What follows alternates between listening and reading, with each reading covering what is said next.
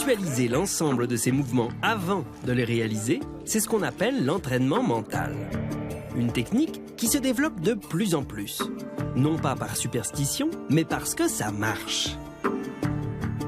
Aymeric Guillot, professeur au Centre de recherche et d'innovation pour le sport de Lyon, nous le confirme. Imaginer, c'est réussir. C'est désormais prouvé scientifiquement. Lorsqu'on imagine le mouvement, tout se passe comme si on allait faire le mouvement. C'est-à-dire que c'est simpliste ou faux de dire que le cerveau ne fait pas la différence, parce qu'il y a une différence. Mais néanmoins, lorsqu'on imagine le mouvement, on sollicite le système nerveux et donc on active certaines régions du cerveau de la même manière que lorsqu'on l'exécute réellement. C'est une similitude, on appelle ça une équivalence fonctionnelle entre le fait d'imaginer et le fait d'exécuter. Aymeric Guillot a observé les réactions du cerveau pour des mouvements très simples. Bouger un doigt, par exemple. Sur les images de l'IRM, le résultat est très clair.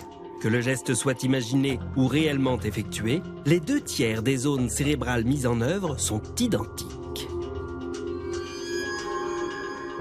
On a des régions qui sont davantage activées lorsque j'exécute le comportement. On est dans les régions sensorimotrices, c'est-à-dire les régions qui vont élaborer et envoyer la commande du mouvement en direction des muscles. En vert, on est plutôt dans des régions qui sont liées à la préparation du mouvement.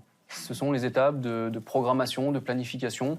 On va chercher en mémoire le mouvement que l'on veut imaginer. Et ces régions-là sont fortement impliquées lorsqu'on imagine le mouvement.